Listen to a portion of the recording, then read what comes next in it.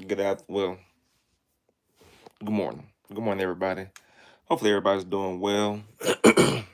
This is Leonard Myles, aka 2 Degrees in the CDL, and I'm coming live from home. I'm home off the road. Got in at a decent time last night, probably around about 7 o'clock. So I was able to get home and get some rest. I had to go back to the warehouse this morning and get unloaded, but after that, I'm like, yeah, I got to go ahead and get this video done. It took about 30 minutes to get me unloaded, but I really wanted to do this video today.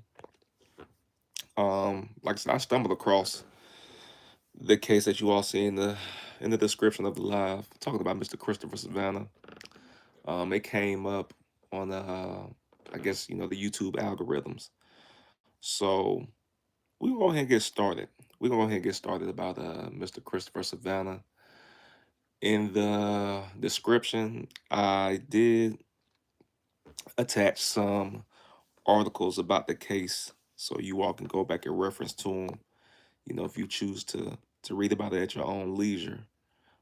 This case was a little bit deeper than what I thought it was. I thought I was going to be, you know, really focusing on drug usage in the trucking industry, and I'm still going to talk about it, but um, we got to bring the company to the congregation as well. So I had to find out who he worked for and everything. So I've been doing some research on this as much as I could. So we're gonna go ahead and get into it. So let me turn the phone around so you all can see. Um, so I've been doing research. Like I said, for some reason the laptop won't let me pull up different news sites that I have pulled up on my phone when I was doing my research. But it's all right. We're still gonna make it work. So this is from Freight Waves. Shout out to Freight Waves. That's definitely a way that I stay informed about all trucking news. But it says Houston carrier ordered to seize operating after probe a fatal crash. I'm gonna read the whole article just to let you all know. This is from last year. Carrier and driver declared imminent hazards after wreck that killed Tennessee police officer. So let's get into it. Let's get into it.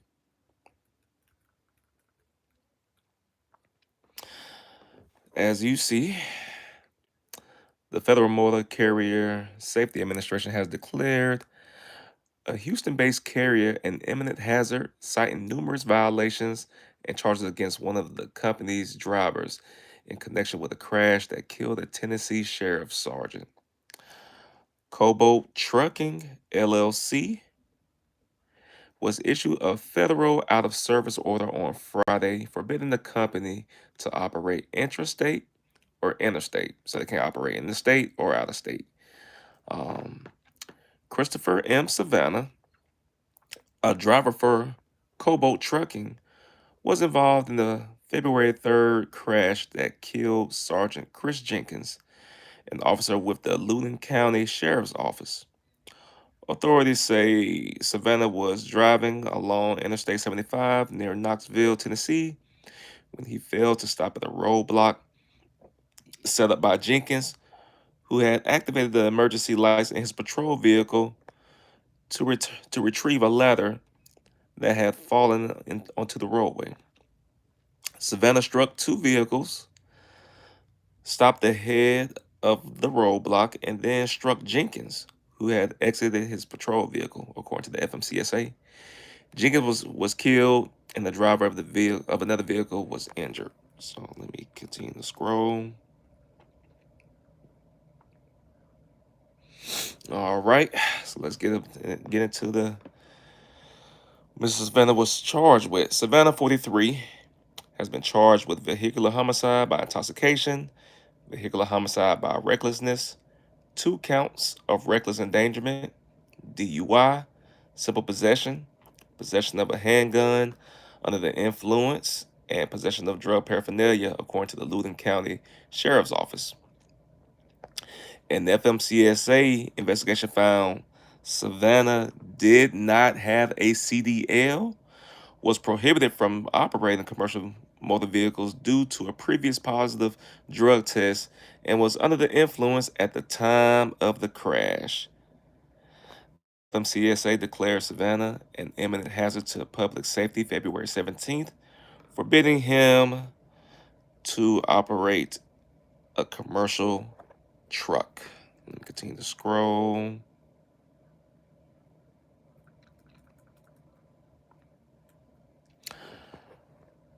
A subsequent FMCSA review of Kobo trucking found the motor carrier to be non-compliant with multiple safety regulations, including controlled substances and alcohol use and testing, CDL standards, driver qualifications, driver's hours of service, and vehicle inspection, repair, and maintenance. Kobo Trucking is listed as having 2 trucks and 2 drivers, according to the FMCSA. The company had 2 dry van trailers and was listed as a hauler of general freight. Kobo Trucking took no action to ensure its driver was eligible to drive. Had it done so, it would have discovered that the driver was not properly licensed and was prohibited from driving its truck due to a drug test conducted in March 2020 that came back positive for marijuana. The FMCSA said in a statement, Kobo Trucking exercised virtually no oversight over its drivers or vehicles and thus abdicated all responsibility for safety. So, so what do we know? Hold on, let me set this camera on this stand.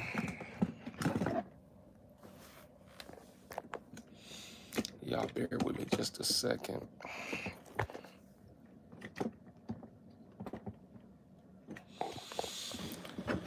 So what do we know about Mr. Christopher Savannah? All right, there we go. All right. First off, we know that he shouldn't have been behind the wheel of that truck regardless. And that was based on the positive drug test and for marijuana. Like I said, I wish I could pull up all the other articles on the laptop, but it's all good. It's all good. We're going to definitely work through this. But even reading other articles, he tested positive for marijuana, just like I said, back in 2020, and he tested positive then. At that point, he wasn't eligible to be driving like commercial vehicles, period. So Cobalt Trucking, they knew this, but of course, you know, they turned the other cheek as well. I did pull up Cobalt Trucking, and like I said, they're out of service, of course. Like I said, they shut them down immediately. But you know, they put out a statement as well, you know, showing their sympathy and you know how they feel for you know the family that this happened. And you know, my thing is, you know, you're responsible for it. You're responsible for Officer Jenkins, Sergeant Jenkins. Let me put some respect on his title. You're responsible for Sergeant Jenkins losing his life because you put a driver in the truck that you knew had no business being behind the wheel. Christopher Savannah should have never been behind the wheel of your vehicle, Cobalt Trucking. And you know that. So you bear some of the responsibility as well. And I was looking to see if Cobalt Trucking had a lawsuit, you know, going against them or something like that. I didn't see anything, you know, in doing the Google research, but I would not be surprised if somewhere down the line, you know, the Jenkins family, you know, decide to, sue Cobalt Trucking, you know. So yeah, it was just total, you know, negligence on their part.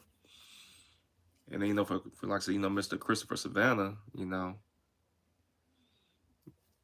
You're already in the vehicle knowing that you're not supposed to be in the vehicle. Then on top of that, you're under the influence again. You're under the influence again. And now, the FMCSA, let's be clear, you're never going to get your license back. You're never going to get that license back at all, period. But it's more to it. I'm about to get ready to pull up a video, just there's a few videos, so I'll pull it up and let you all watch along. YouTube, yeah, I know it. The trucker investigators say hit and killed Loudoun County Sergeant Chris Jenkins wasn't supposed to be behind the wheel of that big rig. In court today, troopers say Christopher Savannah lost his commercial driver's license in 2020. Detectives also say that driver was high at the time of the crash on marijuana. For more from court, here is reporter Cole Sullivan. Detectives say Savannah initially denied smoking marijuana before the crash, but when presented with their evaluation, admitted it. The last question I asked him would be, within the last 4 hours, have you smoked marijuana? He shook his head yes. In court Monday, authorities say smoking weed was not the only reason Christopher Savannah should not have been behind the wheel. All three components, the driver, the truck, and the trailer, per federal rules, were out of service and should not have been on the roadway at that time. When he crashed into veteran Loudoun County Deputy Chris Jenkins, killing him, THP says 43-year-old Savannah had no valid commercial driver's license. THP says he lost it 2 years ago because of a failed drug test and never took the one-time drug class to get it back. Multiple speeding violations, multiple suspensions. The drug clearinghouse took effect in 2020 at the latest CDL. THP says his truck had one brake out of adjustment and another that didn't work. His trailer had a flat tire. Plus, Lieutenant Kerry Hickson testified he did not keep proper records. He did not have any record duty status to indicate his driving or sleeping periods prior to the crash. THP says Savannah ignored a rolling roadblock on I-75 Thursday and hit 2 cars before killing Sergeant Jenkins. A judge set his bail at $1 million, even though his defense argued that's high for the charges he's facing. If he does make bail, Savannah will have to wear a GPS monitor. Back to you. Prosecutors say it's unclear just who that driver was working for. The Texas company listed on his violation in 2020 tells 10 News it's never. Okay. All right. All right. All right. So let me put this camera stand back down. So we know that's a lot of information to take in. That's a lot of information to take in. So we know the facts. We know that Christopher Savannah had a positive drug test back in 2020. And all he had to do was take a drug class. All he had to do was take a drug class to become back eligible to get his license and drive again. He failed to do that. We know that off top. What else do we know? We know that Cobalt Trucking,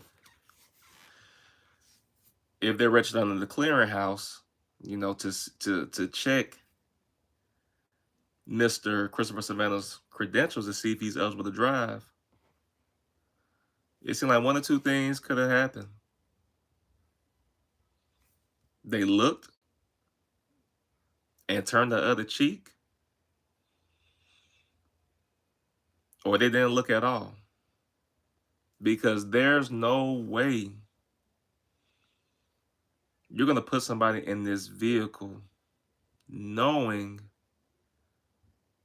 that they have a positive drug screen. Now, I could be wrong. I'm not going to sit up here and say, that it doesn't happen, that some companies turn the other cheek if somebody, has something in their system, you know. But in this case right here, it's clear that, he didn't take the class, he didn't do the SAP class that was needed. And Cobalt Trucking, they turn the other cheek. There's no other way to explain that. What else do we know? We know that based on the vehicle itself. Oh, let me take a step back. He had multiple driving like he had so much stuff going on with his license. Like I said, he shouldn't have been. There's no way, even if he would have took the class, it sounded like what they were saying is he has so much stuff on his license. You're probably still not gonna be eligible to have your CDL anyway. That's a lot. But what else do we know about the truck?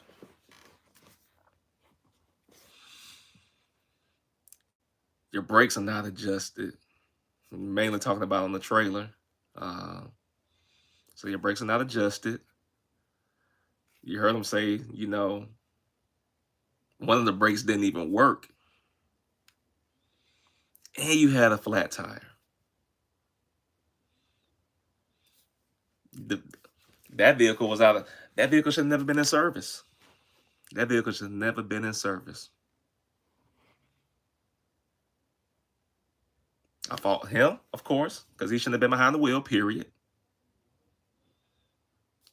And I got to fault Cobalt Trucking because they knew this. They knew Christopher Savannah didn't have any business being behind that wheel. And a life was lost. Somebody else got hurt as well. A life was lost. Christopher Savannah should have been behind that wheel.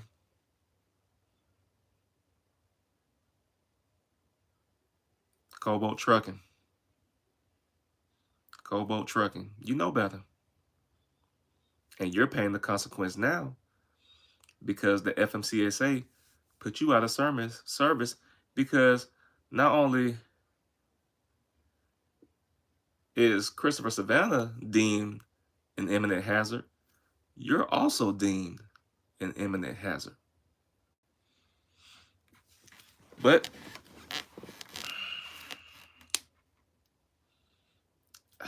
I just don't get it. I just don't understand it.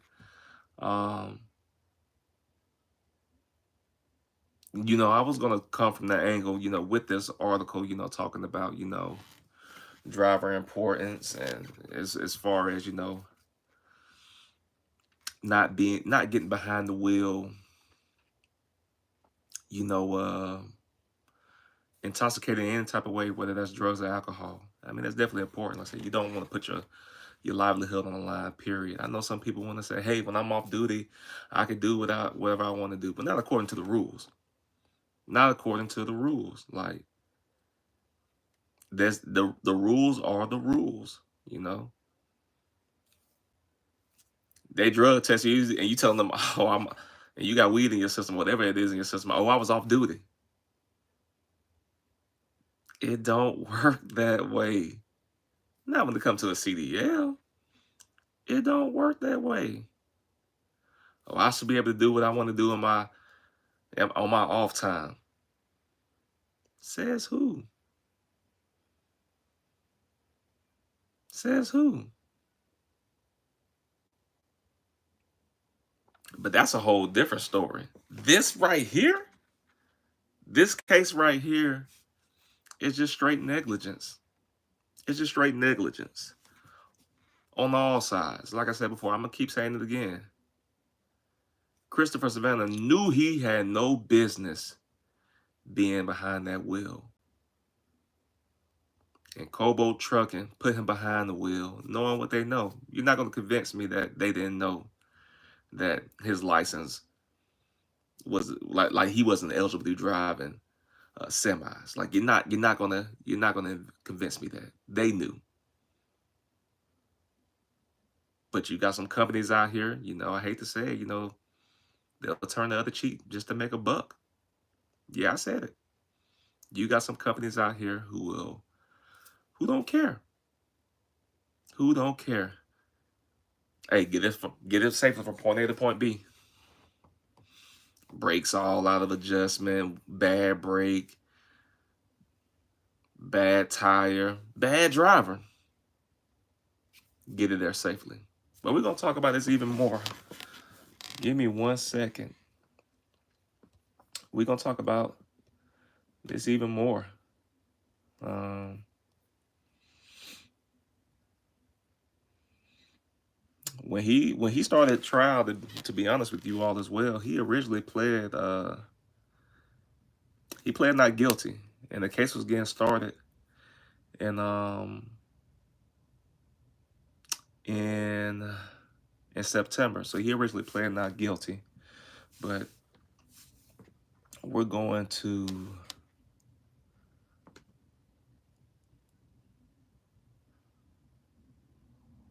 go to him pleading guilty. Let's talk about that. Money makes the world go round. Y'all give me a second. Gathering everything together. WAT6 on your side, Christopher Savannah in the courtroom during what was a very emotional hearing. And this was sad, y'all. This really was. Jenkins was killed back in February of 2022 after he was hit by a tractor trailer when trying to move a ladder from the roadway on Interstate 75.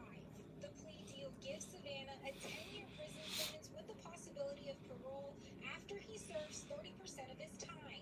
We heard from several of Jenkins' family members, his sister, daughter, and mom.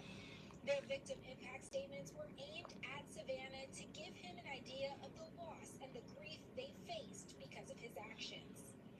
I really hope you were able to get a good look at my baby brother. And I hope it's the first thing you see when you awaken and the last thing you see when you close your eyes. It has been 650 days since I last heard him say His daughter. sweet dreams. It was something he said to me every night without fail for 16 years. Savannah also responding to the Jenkins family today, saying he was sorry for the pain he caused. But I truly am sorry.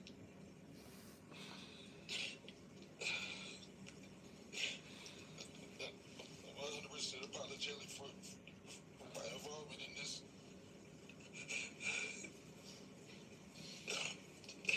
Once again, I do apologize. The DA's office said they were appreciative of Savannah's statement. Savannah will be held in the Loudoun County Jail. Reporting in Rome County, Kristen Gallant, WATE 6 on your side. All right, Kristen, thank you. And we should note Sergeant Chris Jenkins' son, Clay, who also works for the sheriff's office, had the chance to respond to Savannah's statement. He took that opportunity to say, "We forgive you."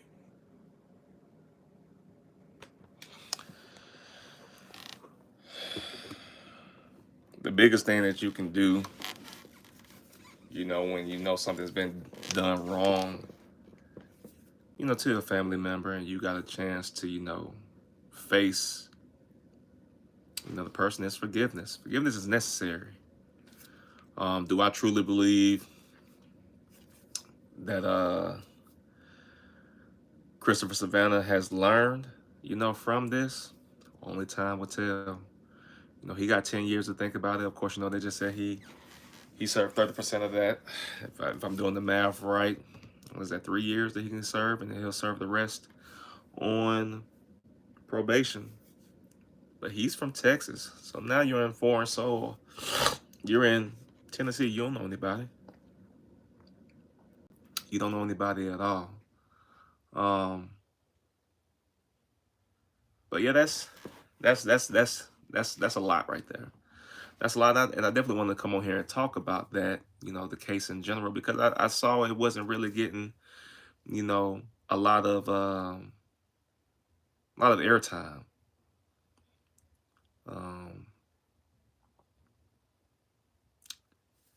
Once again, drivers, You know, don't say that this will never happen to you, or or you'll never, I'll never get caught. You know, you never know. And he had a CDL and lost it because of drugs. And he shouldn't have been behind the wheel, but he was put behind that wheel again by Kobo Trucking, and it was negligent. It was negligent. I did some more research, especially with the new FMCSA rules coming out about the SAP and everything, and what the new requirements are going to be. That's going to be a whole separate video. But something that I found intriguing in the article that I was researching was studies show that I think right about now it said over 100,000 drivers are currently in SAP programs and are still working on completion. But the staggering number is you got 100, you got over 100,000 drivers that aren't even in the SAP program yet, or whatever the requirements may be. Like they're not even in the program yet. I guarantee you, one of those that number decreased, because I know that was one of those numbers. Christopher Savannah, he occupied one of those numbers. He fell into that category of drivers who failed to go and get, you know, the courses needed to get back eligible to drive. So let me ask you all this. How many drivers do you actually think are doing the same thing Christopher Savannah is doing? And not only that, what does that say about the companies? What does that say about the companies that are allowing that? They're allowing these drivers who they know need to have some type of SAP training, because you failed the drug test, knowing that you can't be behind the wheel until you meet the obligations. How many companies are out there turning the cheek, knowing they got drivers who are not eligible to drive?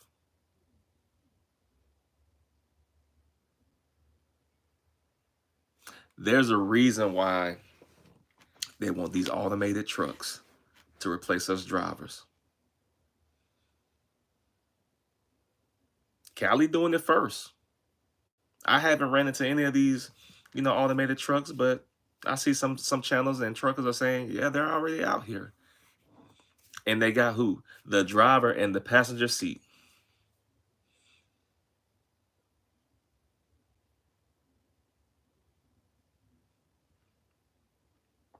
We're being replaced. And whether you like it or not as a driver, whether you accept it or you don't, we are being replaced. Do I feel like, it's going to trickle down south anytime soon? No, I don't, but I'm also preparing myself as well. I'm also going to make sure that I'm prepared. I'm not going to do anything to jeopardize my license. You shouldn't do anything to jeopardize your license. It's not worth it.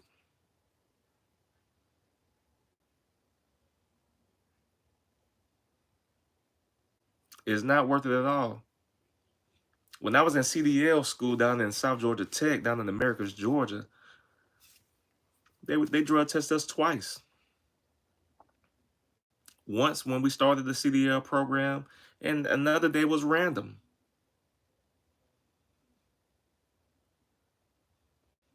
And all I'll say is that there were CDL students who did not return.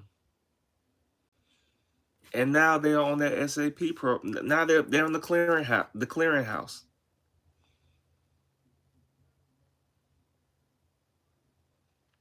You messing up your future before you even get your license, because you can't kick a habit. How bad do you really want this as a driver? A lot of people say they do, but what are you really willing to sacrifice? You can't find something else to help you cope, keep you calm, that's legal? Marijuana is not legal, ladies and gentlemen. It is not legal. Stop thinking that you can do what you want to do. Stop thinking that you could be like Christopher Savannah, lose your license, knowing that you're supposed to be in the SAP program, know you're supposed to take a class. They got to know to still be applying for jobs. And you hoping a company like Cobalt Trucking picks you up.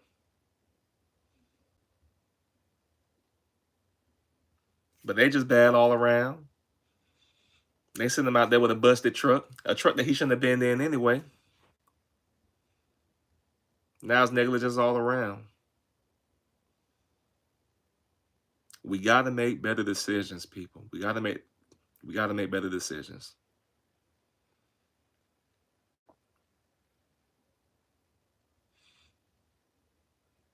Having that CDL, just being able to drive is a privilege.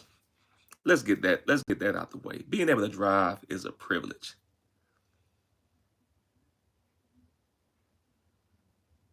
Getting that CDL is a bigger privilege. Whether you went to a tech school like I did, or whether you went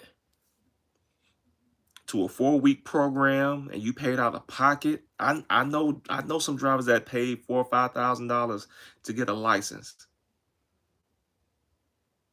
I know some folks went to one of the big box companies and they got their CDL training done through them. And you mean to tell me you can't kick that habit? You know you want to drive a vehicle, but you can't kick that habit? Knowing that as a CDL driver, you could be drug tested at any time.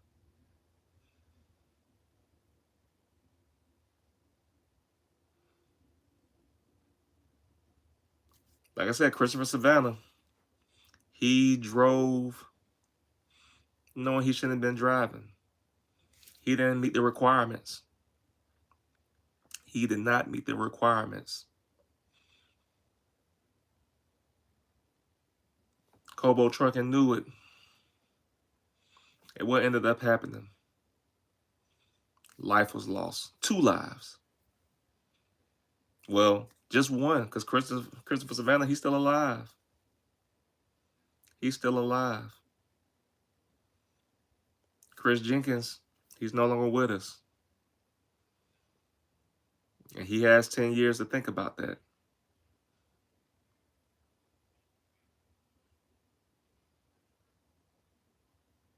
It's not worth it, ladies and gentlemen. It is not worth it. But like I said, I just want to come on this live and just talk about this case in general. Like I said, a lot of people haven't been talking about it, but it needs to be talked about as well. It just goes to show, once you get that license, don't do anything to jeopardize your license. Like, you don't need to be intoxicated behind that wheel, especially with marijuana. And you don't need to be intoxicated even with alcohol either. But we're going to just focus strictly on smoking and on this one because he was under the influence of marijuana. He was impaired. Don't work for something so hard and then you lose it. He could have did the right thing and took the classes necessary to get his license, but he made a decision. He made a decision, and it cost him in the long run, and the cost of life. Make the right decision today, drivers. All truck drivers. They already want to replace us. Do the right thing.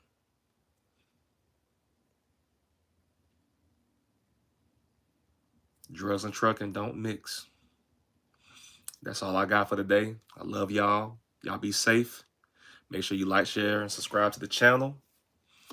Like I said, let's just keep it in the road, everybody. Be safe.